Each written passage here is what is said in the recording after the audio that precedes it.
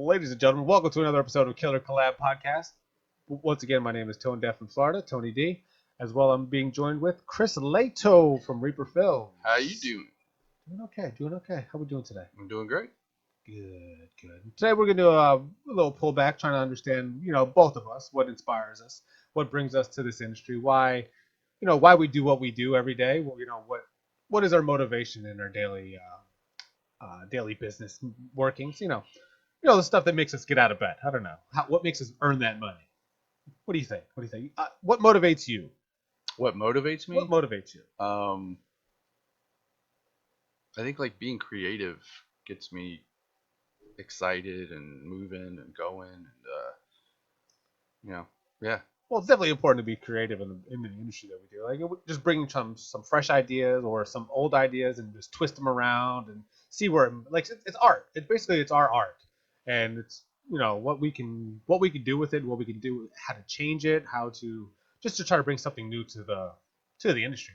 Really, we love this industry. What was one of the first ones that brought you to this industry? Well, I was always like a movie freak even when I was a little kid.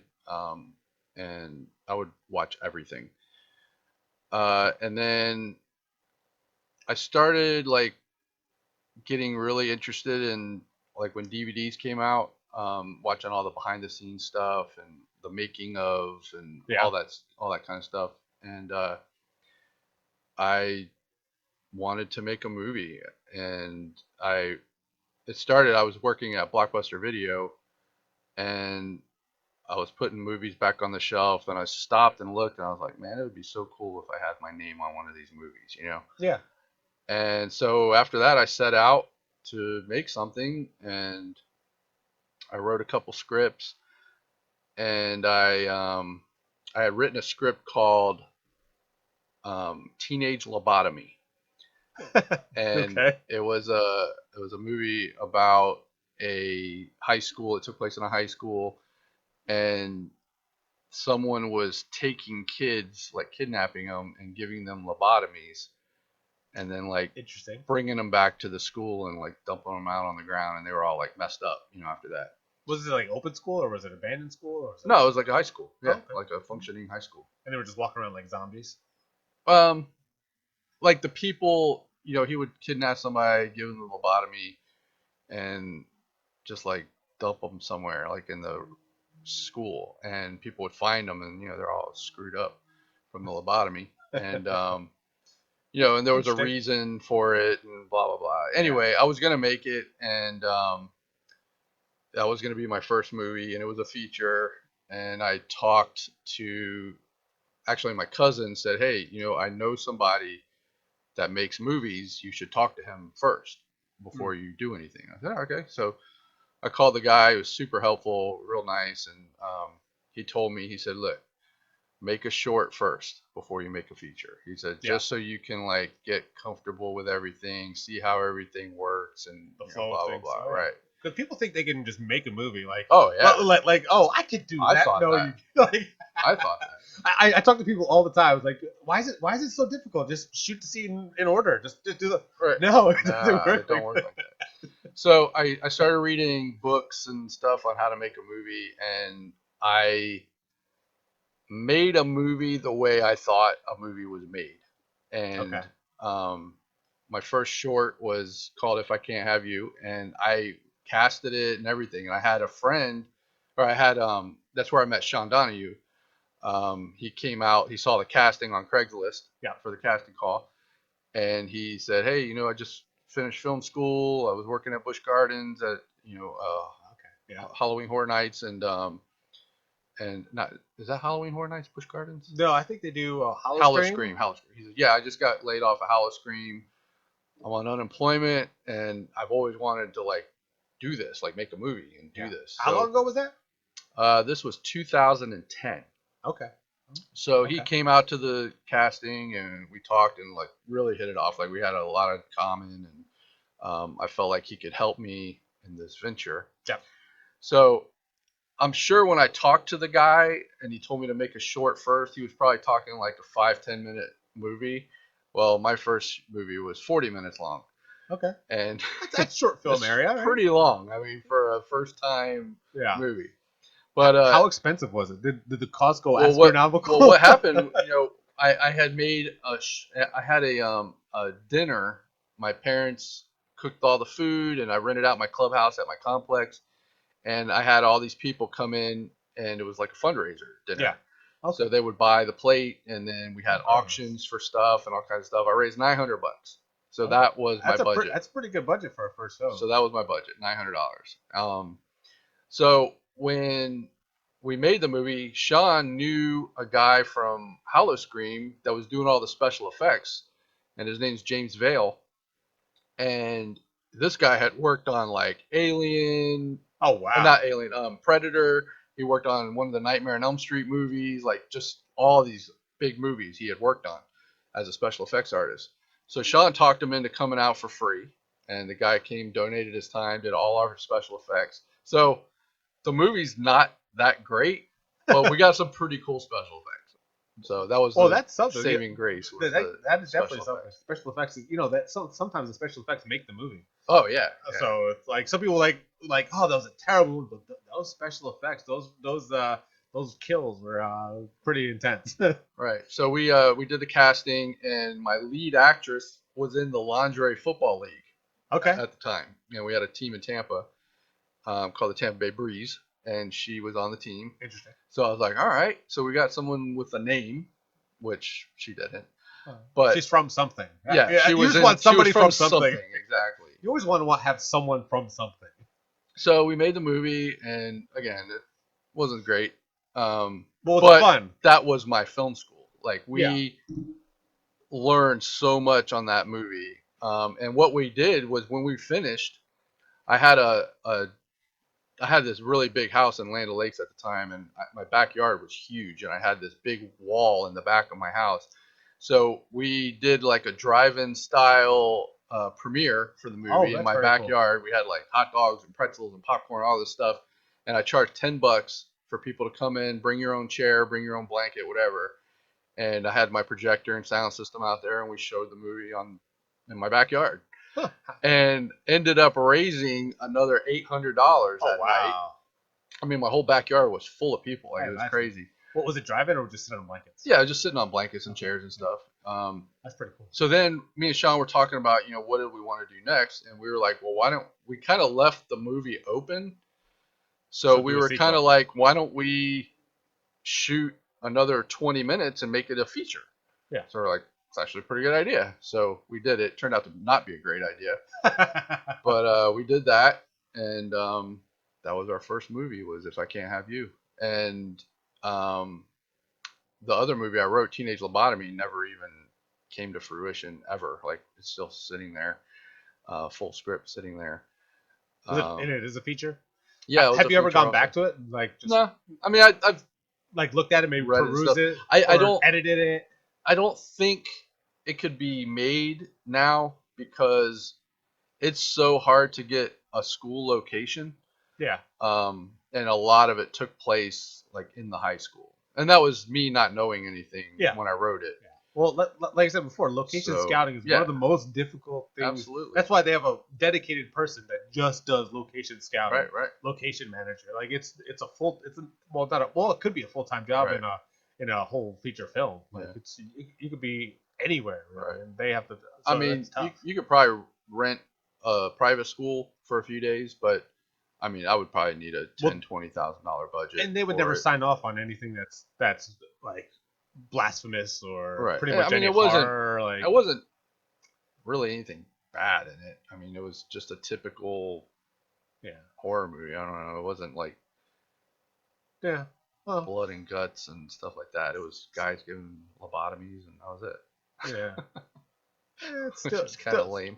Well, I mean, it's got a starting point. It could be like a doctor who went crazy or had too many, I don't know, pills or institutionalized and just. Well, the whole thing was his daughter had got raped by the football team, and something happened. She grew up and was in high school, and the football players were kind of, I don't remember what. She got raped in high school. That's what it was. And then the teacher was it was his daughter, and he was getting revenge on the students by doing On the that. football team or Yeah. whatever. Oh, So it was kind of dumb. well, I mean, could be a Now good thinking whodunit. about it. I mean, no, there's a lot of revenge plots out there. A lot of like, Yeah. well, look at Scream 2. Like, you killed my son. Like, Right. like the Billy Loomis effect. Mm-hmm. So, I mean, it's there. It's there, you know. Yeah. But for me, like, I always grew up with the Halloweens. My first horror movie that I ever saw was Body Parts. Oh, I remember Body Parts. That was a cool Freaked movie. me out. I think I was like 10 years old. Jeff Fahey, right? I don't even remember. I think I think that was the only time I ever watched it, and it just messed me up for a while. Yeah. Then I started to get back into. Then I started watching Nightmare on Elm Street, and I think the first Nightmare on Elm Street I watched was like I think it was 3, which is my favorite one. And then later on I watched the first one. Mhm. Second one I hated. My brother loves Second 2. one's so bad. Sean likes 2 also. I don't get it. The worst movie I don't ever. get it. It's like a whole. It's not even in the realm of Right. Nightmare on Elm Street. It's not even like. It's that one-off. Right. It's basically It's Jason Goes to Hell. Like it has no Yeah. business being in the franchise. Like, I mean, it could have been weird. from the TV show. Remember the Nightmare on Elm Street TV show that they did? Yeah.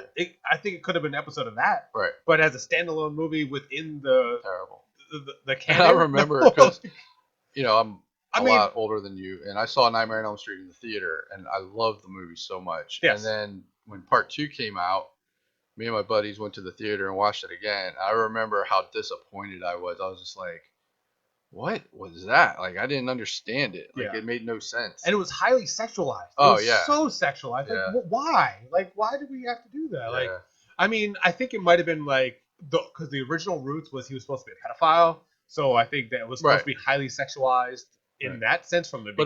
But there was wasn't a lot in the of first gay one. stuff. That's what I mean. Like it was highly sexualized in that. And they claim that they didn't know, but there's so much obvious the stuff undertones, in that movie. the undertones, and just There's so much obvious the stuff in actor. there, too. Is he straight? Like the No, he is not straight. well, that's okay. So He was actually supposed to be a Tampa Bay Screams, yeah, I know, I saw that. but he lives in Mexico, Yeah, and he couldn't would have get had to quarantine 2 times to come in and go back. So he was like, "Yeah, I'm not gonna be able to get a hotel for 28 days." That's yeah. So he ended up canceling. It would have been good to meet him. Yeah. Mark Patton. Yeah. Oh yeah, Mark Patton. But that was one of the like that second one was just terrible. Yeah, I just couldn't. No good. I couldn't like where did this come from? Why? Yeah. Like That's funny. The only ones I like of the whole franchise is 1 and Wes Craven's New Nightmare. Like those are the only 2 that I like out of the whole franchise. I don't like funny Freddy. I like scary Freddy. Because I love comedy. So it was a big inspiration for me in comedy. It was like so. Like, and it's probably different for you because you started with 3. Yes. And I started with 1. So Yeah. after I saw 1, I loved it so much that I wanted more of that. Yes. And they were like, "Nah, we're not going to give you any more of that. We're giving you comedy time." Yeah. See, I grew up like the comedies of the early '90s and late '80s and the teen movies, and that's where 3 came in. Like basically, it was just like inserting Freddy into pop culture in the '80s. Right. Like so welcome to prime time, bitch. Right. Like that whole it was so meta that I think it helped me ease me into like the horror genre. And then I watched 1, so dark. Oh. Yeah. But I loved it. Like I said, I love the Robert Englund character. Yeah. I just like what they did with. But I like how it transitioned, like how they transitioned. 2 terrible, but 3 I liked it because it opened another realm to it. Right. It made it like he wasn't the almighty. I think there was like the whole fighting back thing, but not ultimately overcoming. I like the confrontation. I don't like falls asleep, dead. Like it's just created like million creative ways just to kill somebody. Like he comes up with that, but you can only go there's 1,000 ways to die, but there's I just think the evolution of that of the different kills was that. But then you get to 4 and then 5 and then 6. Oh my god! And then the New Nightmare. It was funny. A few months ago, I tried to start with 1 and watch them all, and Barely got through 3, got to 4 halfway, and I was just like, all right, I can't do this anymore. Yeah. I Uh, just don't like them. I don't know. I just don't like them. and I think Dream Child was probably my least favorite. Which one was that? 4? 5. 5? I think it was 5. Yes. Dream Child. What's funny? Did you see New Mutants? Yes. So that's basically Nightmare on Elm Street 3. Really? Oh It's the wait. same damn movie. They Uh, basically took Freddy out of it, and it's basically the same thing. The Dream Warriors. I mean, yeah. I mean, and now that you mention, I can think of like a lot of like synonyms or similarities. I can actually think about it. Yeah. Yeah. But institution. Well, yeah. Them fighting back her dreams. Mhm. Interesting. I never thought about it that way. Interesting. Same thing. But but that's how I got into like I said, the horror movie scene. The Halloween's I was actually my favorite. I think only series that I can actually watch straight through 1, 2, 3, 4, 5 is pretty much Friday the Friday the 13th. 13th, right? I think that's the only one I could do that. Halloween, it just stops me at 2. 2 after that is done. Actually, 3 was a good movie, but it's like but it should not have been a nothing to Halloween. Michael Myers. Yeah, it shouldn't have been a Halloween. It It's should funny, have been because that's what when John Carpenter made that franchise, it was supposed to be sequels that didn't have anything yeah. to do with It's each supposed to other, be like separate, standalone films. yeah, like separate movies. Yeah. And so like a Nightmare on Elm Street series, like how when they did the series, they just did a whole bunch of different stories Right. within the series, and that's what his idea was. yeah. Around And Halloween. Yeah. what's funny is they made one and it was a big hit, and then they made a sequel, and then Carpenter went back to that formula of having a different movie and release Halloween 3 Season of the Witch. And I remember, again, I went to the theater. And I'm like, Michael Myers, and I'm like, What the where's hell was Michael that? Myers? Hey, he showed up though. He showed up in the on the TV. They Yeah, showed yeah, they they showed showed a us little trailer clip for of the first one. Right. But I left the theater and I'm just like, what is happening? Like, I don't understand what's going on here. Yeah, Where is he? I think that was a It was total a shock good for everyone. movie though. Like, it's a very underrated movie. Oh, it is. Like But- if it was a standalone movie, it would have been great. Yeah, if they had called it something else. Just Season of the Witch. Just Yeah, call it Season of the Witch. Season of the Witch. There you go. That's it. If they had called it that and didn't call it Halloween, then it probably would have been a bigger hit. But Halloween 3 was a draw. Was it basically just to get the people in the Right, doors, right. in They, the seats. they and- used the Halloween name Moniker, to yep. to put but you people could- in the seats. yes. But it's a good movie. But other than that one, I mean, See, I liked when they brought the daughter in. see, I don't like that. See, I liked her. I didn't but like I didn't all like the the fifth one. supernatural stuff and all that. It just got dumb. Well, the supernatural didn't start till the fifth one, where she had a psychic yeah, connection. 4 was terrible. I liked 4. Did you like 4? I liked You know 4. what I didn't like about 4? His mask looks Oh, so no. weird. Let's not even talk about the mask. The mask that they used 2 different masks. Right. Like, I think In the the movie's movie. okay, but the mask like completely takes me out of it. I'm looking at his mask. He looks like he's surprised. Yeah. Well, they used, like I said, they used multiple masks in the same movie. It was Right. ridiculous. Like one had really white hair, and then Yeah, that was his face was like really white and no contours in it. yes, And it then just the other one had looked so over makeup, bad. had makeup on the mask. I'm like, what is going on here? But take the mask out of it. I think that Yeah, it's not actually not a bad movie, but the mask completely takes me out of it. yes. But then when you get to 5 and she's Yeah, mute, the whole like, Danielle Hair stuff is like, well, Danielle Harris was in 4. Yeah. But once you get to 5 and she was mute, I just like why? Like, I don't we like touched on this a couple weeks ago. We want to see Michael Myers walking around killing people, Yeah. killing babysitters. Like, that's what we want to see. And they try to build this story around it, and I'm like, I don't care about the story. Yeah. I want to see Michael Myers sticking his knife in people's faces, and Yes. that's what I want to see. Yeah. Same thing with Friday the 13th. And Friday the 13th, except for an episode here and there, pretty much Stuck to stays true. Oh, I yeah. mean, Jason going around killing people with a machete, with no motive, which no is nothing. what just, people want to see. Yeah. Yeah. But But yeah, just- Halloween, Nightmare on Elm Street, they both just like completely went off base, and that's probably why I don't like them. well, they were literally trying to invent the wheel because Yeah. like they were the originals in that whole Mhm. mainstream horror scene. So they were testing stuff out. Some things worked, some things didn't. Right. Like that, like I said in the Halloween, that rune like stars, constellation stuff, Mhm. and The Curse of Michael Myers, I think it was called. Yeah. I just they just went off their rocker. And then they made the was it 6 with Busta Rhymes? Was that 6 or No, 7? that was Resurrection. That was That's 8. eight. That was That was 8. That's eight. right. Resurrection. Because you had the we had H2O Right. when Jamie Lee Curtis came back, which it wasn't. That wasn't a bad movie. It wasn't a bad movie, It was a but pretty good cast too. it was a really good cast. And it fit. It was like I think it was 98, and they brought in a 1998 cast with Right. Vanessa Josh Williams, Hartnett, Josh Hartnett, LL and, Cool J. yeah, like they literally like a fanboy Right. casted this movie, and I loved it because it actually fit into that whole. Because that's 2 years after that Scream came out, so they were building that teenage thing, and then I think it was perfectly cast for the time. I think it was the right movie for that time. And it was funny because they basically acted like all the sequels didn't happen. Yes. And it was 20 years later. And then the new ones, they just did basically the same thing. Yeah. All those movies never happened. Yeah. And I prefer it that way. Yeah. I prefer it that way because, like I said, I think that whole the storylines. I mean, yeah, they got very weak and weird and so many flaws. Yeah, so many flaws. Now he's just killing the kill. Right. But the new one's coming out. I think it's this October. Or I'm hearing rumors about that movie that is supposed to be like crazy brutal and I can't wait. Yeah, actually, I like the other one. Halloween 20. Yeah. 20. Was it Halloween 2018? When did it come out? 2018. I think it was 2018. Yeah, it was 2018.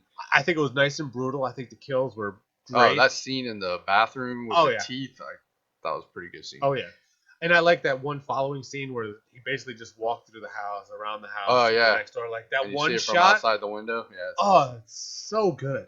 Yeah. So good. I thought they did a good job. I mean, I think the thing I didn't like about it was I didn't like Jamie Lee Curtis's character with the paranoia and all the traps in her house and all this weird stuff. I was kind of like, kind of hokey, but I thought the rest of the movie was pretty cool. I thought they did a good job with the kills, and I thought he looked really good. Oh yeah. And I don't know. I thought they did good. I'm looking forward to the next one. Oh yeah, I can't wait for it to come out. I think that I don't know, like, okay, see, I have an opinion on that because when she gets all that paranoia thing, cause like, there's nothing that would be, what would build to that? Because there was nothing like, because he'd been locked up for what, 20, 30 years? Like, right. Yeah. Like, what would like make her so, because there's murder victims or survivors from murder sprees. Right. And they suffer from PTSD, but they don't go to that extent. Right. Like she had all these weird traps in her house and stuff. Like she knew that he was getting out, but how? Because all the other stories for like 40 years, the guy never heard from him, and then all of a sudden you have this house with all this weird stuff. Yes. It just doesn't make sense. Like that whole level of paranoia is just I could see like locking yourself up in your house and having a lot of deadbolts or something. Yeah, and being a total shut-in. But to have like she had like an island in her kitchen that opens to a trap door into the basement. And then I mean, yeah, I just don't see what would be ruin your whole life because exactly of one guy. That happened when you were 17. That happened like 40 years ago. Like it's just like you survived. Now make the best of your life because you could have been dead. Exactly. Like I just don't know the whole motivation behind it. Like she knew that he was evil because there was nothing really other than the Dr. Loomis tapes that she would have like researched and looked up and see how evil she was. But there was nothing that connected her to him other than that night. Right. Because the other people that died or the other people that he's been killing has no connection. Like there was no it was all random. Like I don't see what would give her that level of paranoia to the point where he's gonna come after me and only me. Why me? Why me? Right. Like it just didn't. No clue. It just doesn't make sense to me. It doesn't. But that's really the only part of that movie that I didn't really. I love that they brought her back. I love her. I like the rest of it. But I think she should have been like an after, like she should have came in like, not this motherfucker again. Right. Like other than like she should have been that badass that came in later and then died though. Right. Like she should have like died, and then like this whole daughter and granddaughter thing. Like I don't like I kind of lost me on that whole storyline, but I love the movie regardless. Like Yeah, I it was thought it a was good. great movie, but I just think that it's just flawed in that way. Where Mhm. like why? Because he had no because we eliminated all the back storylines. Now why does she feel this way? Because all that didn't happen. Right. It was just him in jail, sitting in a corner, going like this, rocking back and forth, like no thoughts, no nothing. Like he doesn't know anybody's name. He Right. doesn't other than where you live in Haddonfield. There's no other connection. Right. There's nothing. Like I don't. Mm. But I love the way they brought him back, all brutally killing everybody. Yeah, that's cool. Like I like the doctor and not the doctor, the podcasters come in. They're like Right. they see him in the background, like wailing on somebody, killing. I love that scene. I just think it was just to have him thrown in the back. I just think it's a great detail, attention to detail on that, and just follows them into the bathroom. Sure. So that was just anyway. So yeah, Halloween was one of my biggest motivations for getting into this industry as well. Um, but like I said, I'm a big comedy lover. So Mm. after Robert Englund and watching Three and watching how the comedy of him doing different, then I started to fall in love with different actors like Jim Carrey. I grew up with, and Robin Williams. I grew up with. Spoke about him a couple weeks ago. They're just big inspirations to what I do in film or what I do in writing. I just think that they are pretty much the kings of our time. Mhm. I know there was a lot of comedy before them, Right. but right now in my generation, Robin Williams and Jim Carrey were the ultimate highest of that level. Right. Yeah, my generation was like Eddie Murphy, George Carlin. Yeah, I mean, I love those too. Eddie Pryor. Murphy. My first stand-up comedy I ever watched was Eddie Murphy Raw. Oh, I used to listen to Eddie Murphy Delirious and Eddie Murphy Raw like before I went to bed every night. And I that had the came out in cassette tape. '85 or '84, right when I was born. But I think I watched it first time when I was like 5, 6, Yeah. and Eddie. I mean, I used to be able to say Eddie Murphy Raw verbatim Oh, the entire absolutely. show. I probably still can. I know that. Oh, really? Yeah. I know Eddie Murphy It's Raw so was funny. on one of the streaming services for a while. I do definitely want to watch it. I got McDonald's. Right. I got McDonald's. You ain't had none. I just thought I think he should come back and do a lot of that old stand up. Yeah. I think he would get a big draw. Oh my God. Insane Absolutely. draw just from doing that stand up or just versions of that stand up or matured versions of Right. not really. I mean, he was very very explicit back then too. So yeah.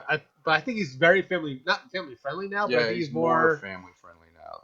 Like Dr. Doolittle. Yeah, but I think he does right now. I don't think he really has an identity anymore. Like other than Coming to America, Yeah, the second one. Good. No, I mean I didn't like it, but I don't like it either. But it was good for. I mean, they say it was good for culturally, like trying to get as many people in it and just trying to Well, he said that heritage. He said the studio made them put white people in the movie. Yeah, I mean, yeah, but I think they put just Anderson in there. But see, that's the thing. It's like I don't like every movie nowadays is diverse, which obviously there's nothing wrong with that. But I don't think there's anything wrong with having a movie with all black people or all white people or all Asian people. I don't think there's anything wrong with that. But nowadays it's like you got to have a white person, a black person, a gay person, an Asian person. Like they all have to be like Wrong Turn is a classic example of that. The new one. Yeah. They have a white person, a black person, a gay couple. They have an Arab. It's just like, all right. I mean, I think, I don't know how it just makes the characters that they get written in very hollow, right. And then it builds in a lot of stereotypes. And I think that the gay people has to be very queer and very right. Like it just brings in a lot of stereotypes. Yeah. Right. When I think it's more negative than it is. It's funny when I cast a movie, I just put out a casting call. I said, these are the characters. This is the age range. And whoever is best gets the role. I don't care if they're all black or if they're all white or if they're blue, all whatever. I don't care. No, I'm just going to give it to the people that I feel is best for the role. Yeah. And it's funny when I write, I don't necessarily write for certain a certain race for a character. Like I don't know if a lot of people do write like that. Like, oh, this guy's black, this guy's white, this guy's gay, whatever. I don't. Actually, the movie I just wrote, the cheerleader sleepover slaughter. There's a gay person, um, and that's probably the first time I ever wrote a character as being a race or a sexual orientation or whatever. Yeah. Um, that was like specific, I guess. Yeah. Well, Um, see, I'm writing a TV show, and actually, my best friend growing up when I was in my 20s was African American, was black, and then my other friend was a lesbian. hmm, So it just happened that way. But now when I'm writing the show, it's about my life, hmm, and so obviously I'm gonna have to have right. representation of them So when you write, do you write like specific in my show. characters? No, I don't. But like I said, when it's with my life, I try to put apples to apples. Like, Right. because right now I think I am casting my best friend in my Hmm. show. That what is my best friend.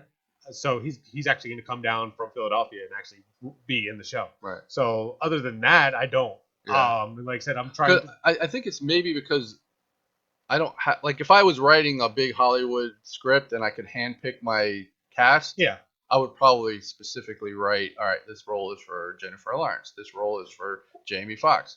yeah. You You could know, be very generous. You could be now, very specific because you know their tools. You know what they right, work with. You know what their capabilities are. You can right, write it specifically for their talents. right. But Yeah. we have no budgets, so it's like I can't say, oh yeah, Jennifer Lawrence type. this is for a half black, half Asian character because like what Yeah. if I don't find it? Yeah, you put What if yourself I in a don't have a box. person? Yeah, I can't do that. No, So you have to like I said, write whoever's best for those. the role, like write the story as it is, and then basically the person that fits that role, Right.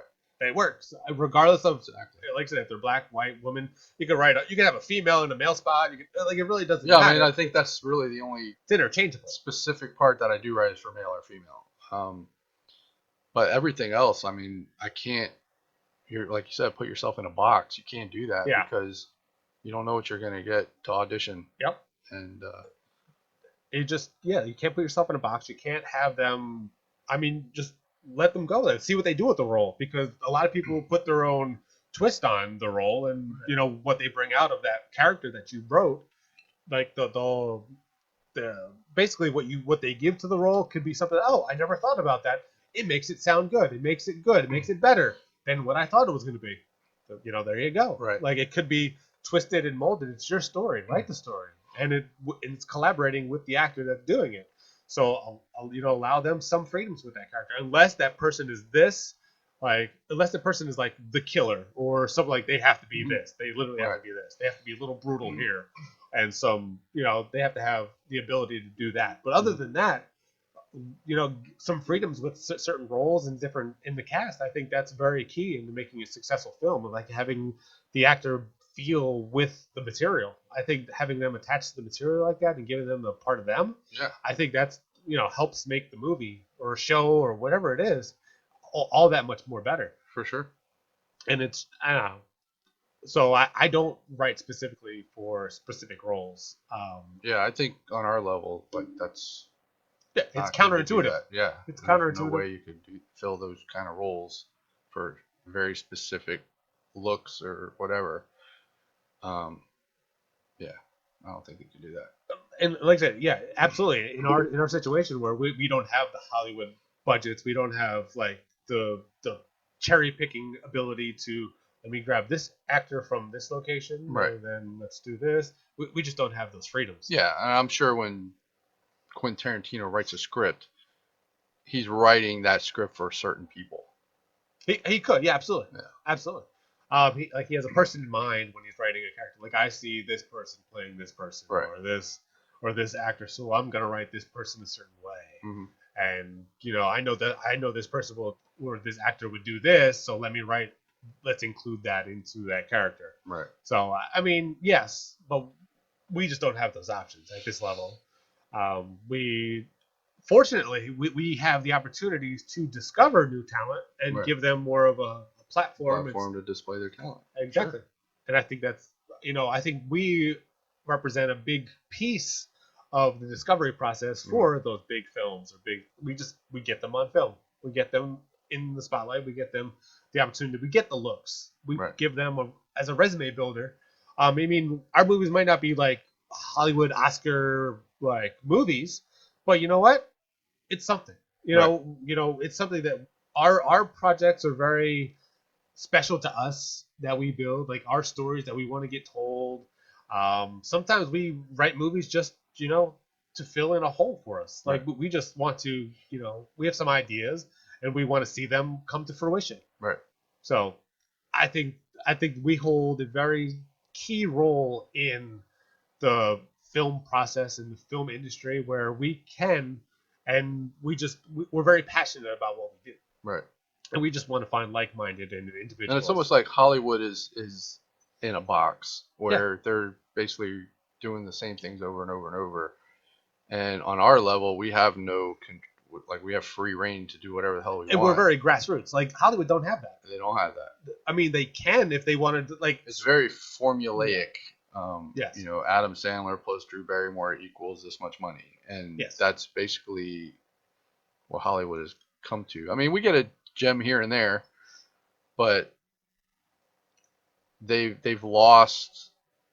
I remember back in the 80s, 90s, you could go see a movie and walk out of the theater and be satisfied. Like, oh, it was a pretty good movie, Yeah.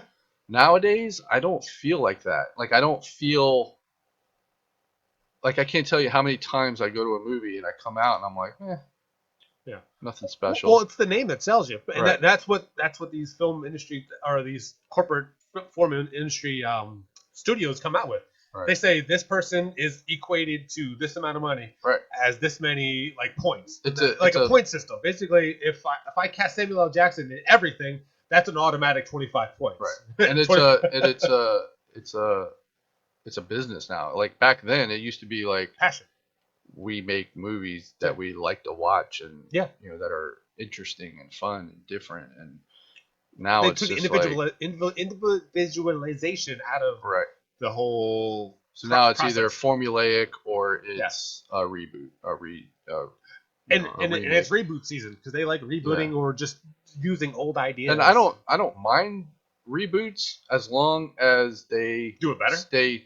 Well, I don't think they're gonna do it better than the original. I mean, very few reboots are better than the original. True. I mean, they rebooted it for a reason, because it's a great movie And it's a money grab. Yeah, and they're taking the name and they're gonna try to. They usually, when they do a reboot, it's pretty similar to the same story, but they have a few differences. Yeah. There's obviously some exceptions, like they're making reboots now that don't have anything to do with the original. Yeah. Like the new Black Christmas had nothing to do with the original. Yeah. And I hated that movie so bad, the new one. I walked out of the theater like angry. Because that's like one of my favorite horror movies, the original Black Christmas. And they rebooted it, I think in 2003 or something, with Lacey Chabert, Katie Cassidy, a few other people. And it stayed true to the original, but like I said, it had a few little differences that I'm not going to say made it better or worse. Yeah. It's a matter of opinion. But the new one that just came out not too long ago had nothing to do with it. And I'm like, you're using that name to get people in the seats, and then you're making a whole different movie. Like, I don't want to see that. Name it something different. Yeah, well, it's the same thing. The same thing we talked about Halloween 3. That's literally what they just took the name and just put it on there. Right. A lot of places, a lot of studios do reboots because they're licensed for that specific movie is running out, right. and they just want to do a And quick again, money grab. I don't mind reboots. I watch them.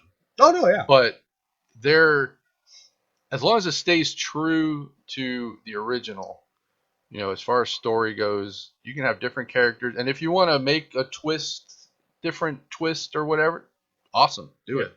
Like Rob Zombie's Halloween was still Halloween. He just put a different spin on it. Like the character was the same, what happened to him was the same. we just got to see what happened to Michael Myers in all the years that he was in the psychiatric ward. Like that was Yeah. really the only difference. Yeah. It was more about Michael Myers' family than it was about Michael going in as a kid and then years later coming out and killing all these girls. It was different. He added the backstory to Michael Myers, which a lot Yeah. of people are mad about because we're like, I like Michael Myers not knowing what he is and what he's about. Well, And because a lot of people like the whole randomness of it. right, and I mean, his name is the Shape. Yeah. I mean, In that's the what movie, they yeah. call him. Yep. So, um, In the original script, it was just the right. shape. So now, Rob Zombie gave him a identity, and Yeah. I didn't mind it.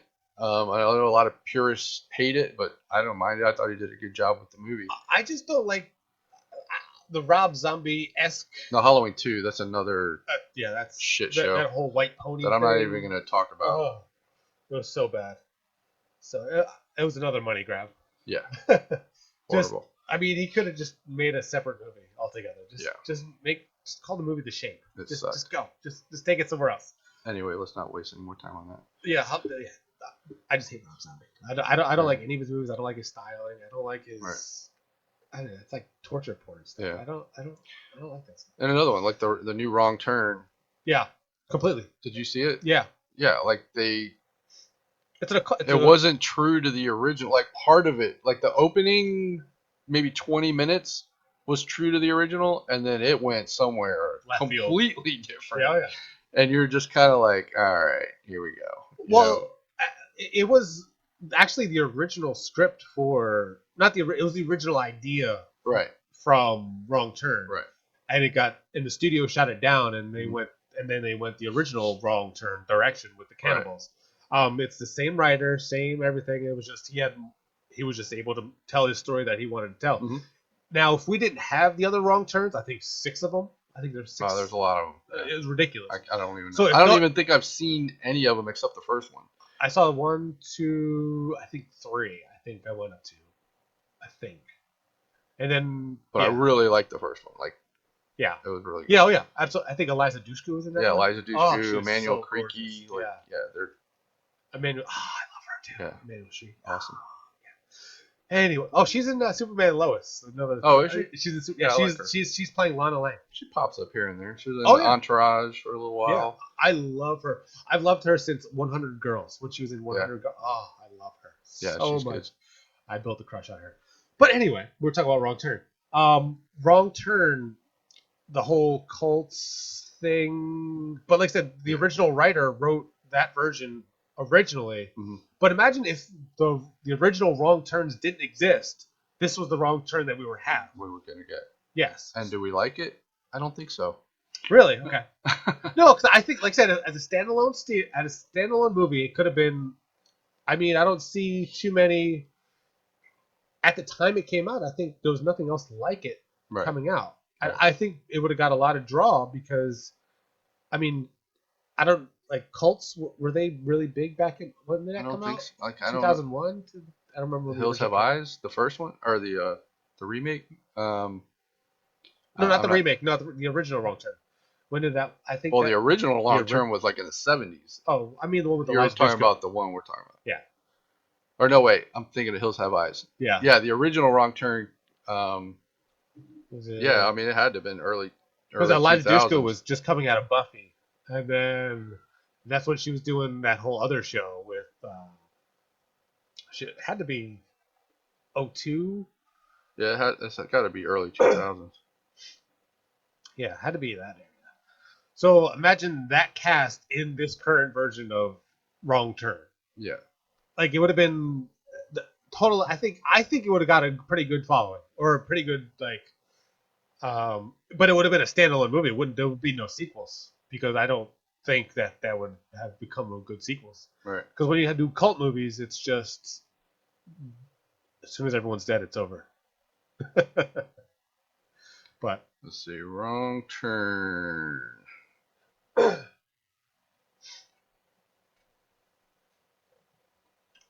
2003. 2003.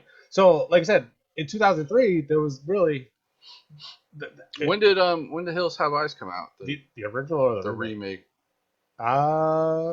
probably around that time. Yeah, I think there was like a little I think, hillbilly thing going on. yeah, yeah, Those Have Eyes was 2006, so it's 3 years later. So I guess yeah. it really wasn't around the same Maybe time. cannibals were a big thing back then. I Yeah, don't know. I don't know. I don't know. Or maybe they wanted to try to start a new fad. Right. Maybe they wanted to be the first ones to bring. I don't know. But I think that was when also the remake with Ryan Reynolds of Amityville Horror came out, Mhm. and I think that they were just doing a whole bunch of like remakes, and Yeah, new they ideas. still are. Well, yeah, I mean, but I think this Which was. again, I don't mind them Yeah. as long as they do them good. Like, What did you think of the Ryan Reynolds version of the Amityville Horror? it was all right. I liked it. See, I like the original. Well, I liked it. I too. grew up in the 70s and 80s, so I saw all those movies when they first ran, and now seeing them again in the 90s and 2000s, and it's It's pretty much like a it gets me overlay. excited. It's like an but overlay of like modern times. Yeah. Like, that's basically what it's like. they're story- modernizing the Yeah. movie, Yeah. and that's fine. That's cool. I got no problem with that. But I hate when they do it wrong. Right. Like Like Nightmare on Wrong Elm Street, Turn, the Nightmare on Elm Street remake was so bad. so bad. But the Friday the 13th, Friday the 13th I loved reboot it. was good, man. I just I watched loved it the other day. Yes. It's a fun movie, It and is. it combines like all the Friday the 13th and pushes them all together into one movie. And I loved it. I Right. think that was my favorite reboot of any movie at this moment. Yeah, I can't think I of can any see other that. reboots that I actually enjoyed watching. And we may never see another Friday the 13th ever. It's why? They're in court Oh yeah. over rights. Well, and because all of kinds of crap. I think the video game triggered that off, and I love the video game. I played that video game like nonstop. Yeah. Since it came out up until probably mid last year, nonstop online group of people.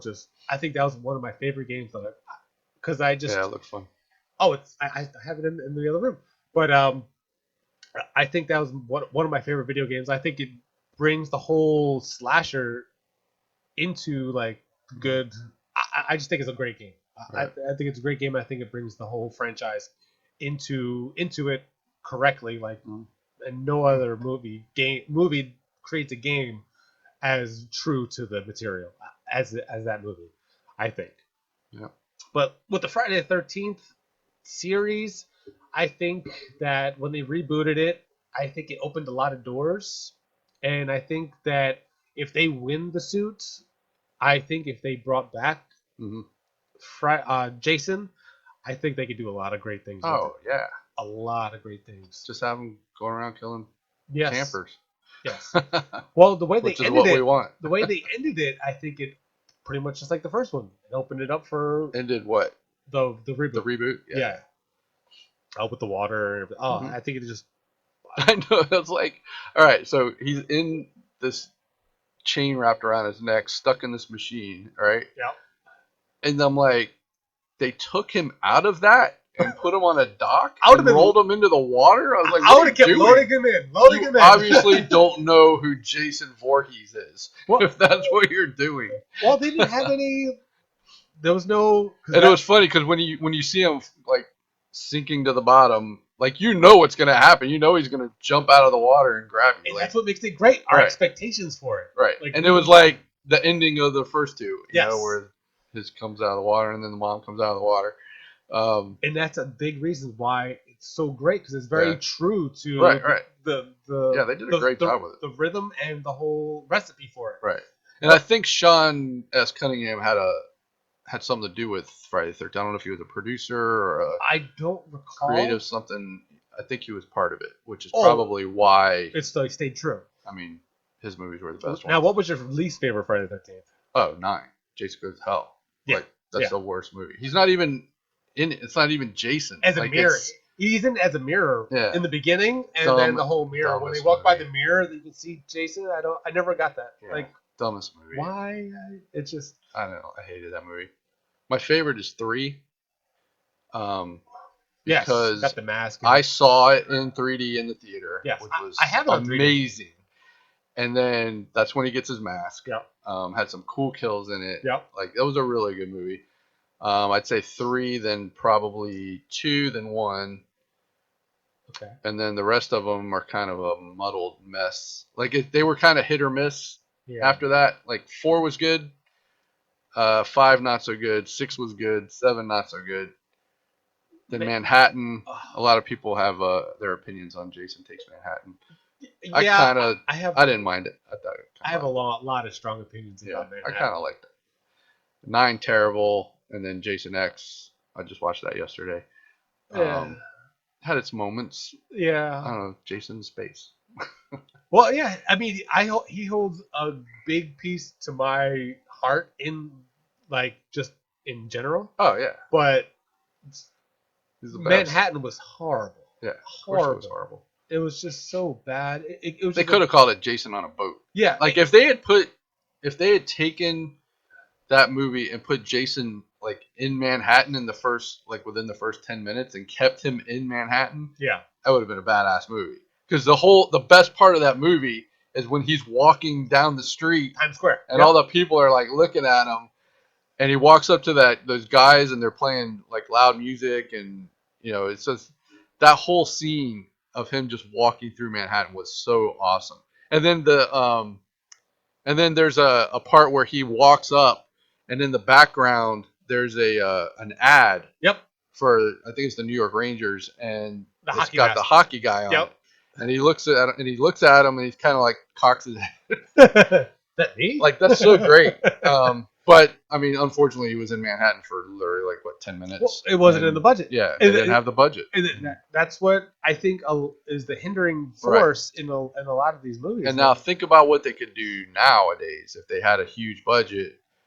They can do all kinds of stuff now that they weren't able to do back in the. But I think they should stick to his 80s. Grassroots. I think they should stick to his grassroots and never leave Camp Crystal Lake. Yeah. But if you think about it, a lot of the movies didn't take place in Camp Crystal Lake.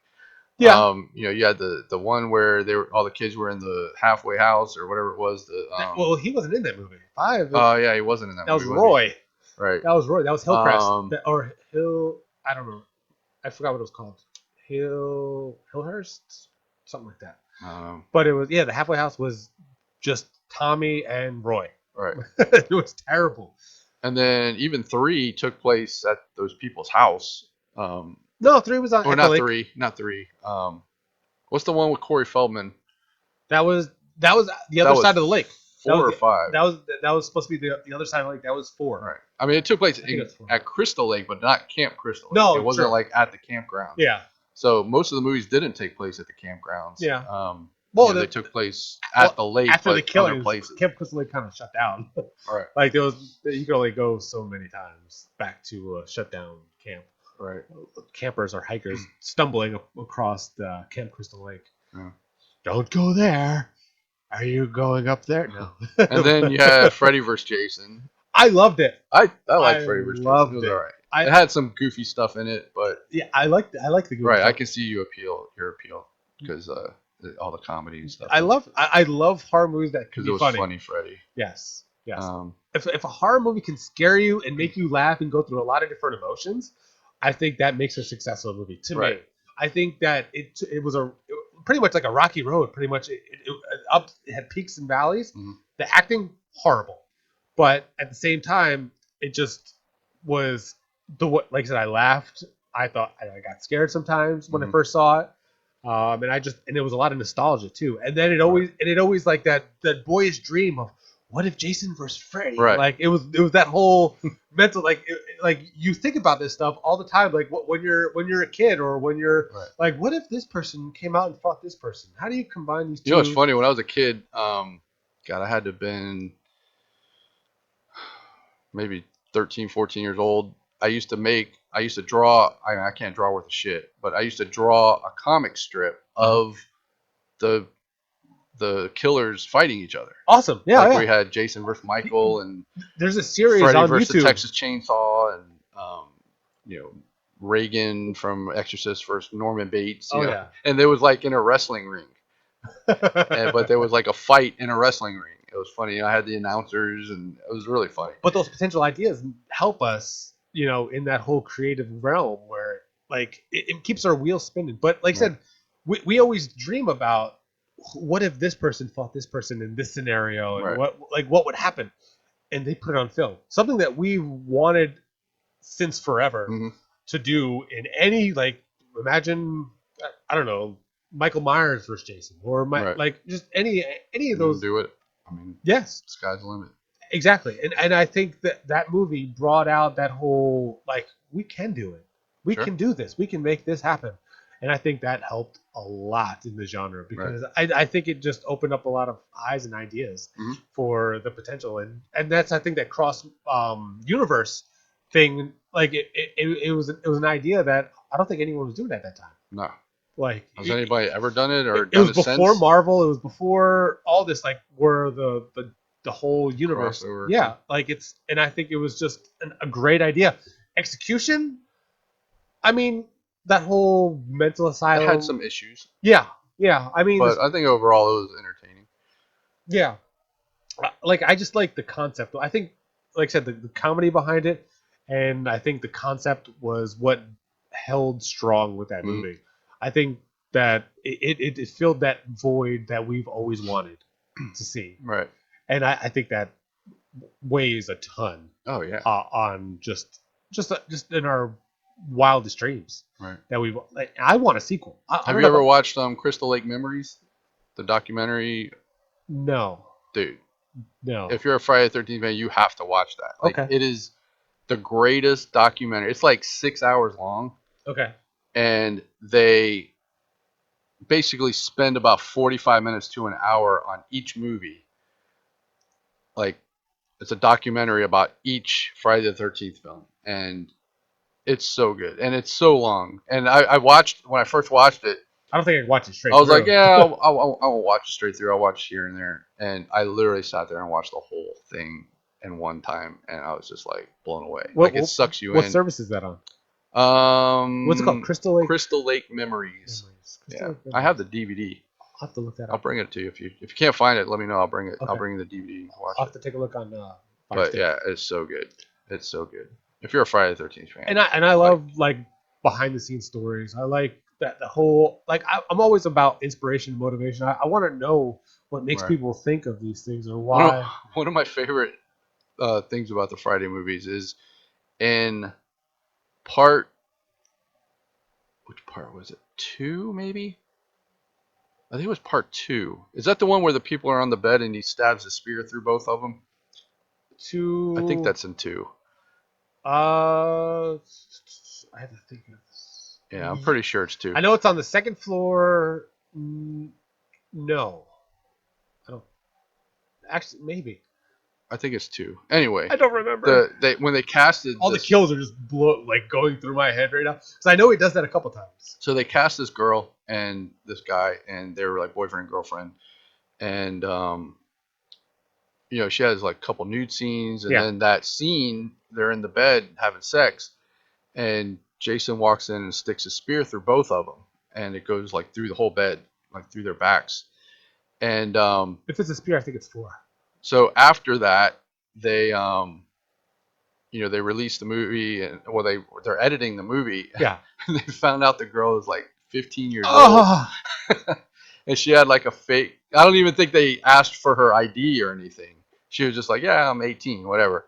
And so they ended up having to cut like all the nudity out of the movie so they didn't get like child porn charges against them. that is so crazy. Hilarious. But how many people used to lie about their age? About Right. doing I mean, this movies? was like the 70s, so it's Yeah. like, or Like, late, early 80s is when it came out. yeah. So, I mean, I think that was at 1980, the first one came out. yeah. So this had to have been like 82. I'm pretty sure it's the second one.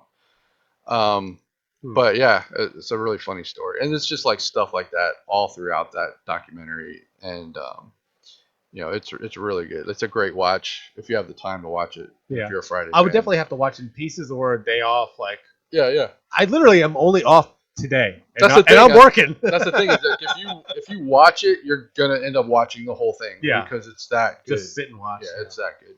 I mean, they're divided up in chapters or just straight through. Yeah, no, it's like it's a 6 hour. I think it's Documentary? 6 hours, 5 hours, 6 hours. Like it's really long, and it's Well, I mean, if I could watch the whole new Justice League 4 hours straight, I think, Right. and I sat and watched that whole thing. So I think, especially a documentary about something that I like to watch. And like I said, I always love those behind the scenes stuff in anything. right. So let's see. This thing is slow internet in here. Or my phone's slow. I mean, you can connect to the internet. Yeah, well, signal. 6 hours and 40 minutes. Oh wow! Okay, that's a 6 whole. hours. It's a whole work shift. It's Crystal Lake Memories: The Complete History of Friday the 13th, and each episode has its own documentary. Like it's like an hour. Yeah, It's like an hour, like 45 minutes to an hour on each episode. you So know they what? really go in depth I on think each episode. now that I think I've watched on YouTube pieces of it, but Yeah. I don't think I've watched the whole. Like I think I watched it on like certain movies or one of them or Yeah, something like just that. sit and watch it. Yeah. Like, it's so good. Because on YouTube you can literally find anything on YouTube. Yeah, I know. So I think that I did see a piece of that, but I definitely will have to look at that. Yeah, let me know if you can't find it, and then like I said, I got the DVD at home. I'll, Absolutely, absolutely. And if you guys out there want to watch it as well, what's it called? Crystal Lake Memories: Crystal Lake The Memories. Complete History of Friday the 13th. There you go. 6 hours and 40 minutes. If you have nothing to do, if you're at home. That would have been good during lockdown, right? Yeah, and some states are actually still on lockdown. Yeah. Which, So if you're still on lockdown, perfect. look up. Perfect. But they are starting to loosen up things. Speaking of, are you getting vaccinated soon? My girlfriend's wanting to. Yeah, they're actually opening up on April 5th. Everyone can everyone can get it from 18 they just and opened up. my age up, so I'm on the brink right there of that whole new section. Right. That's 40 plus. I'm almost there. There you go. But yeah, I don't know which one to get yet.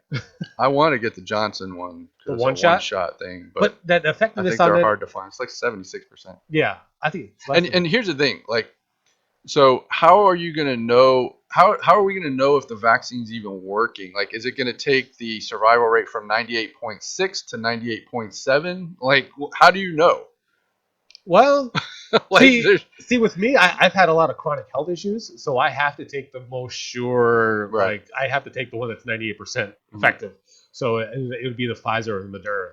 But I think that I mean, if you catch it or you get symptoms of it, I think I don't know. I know my body can't take the symptoms of it. I think that would be.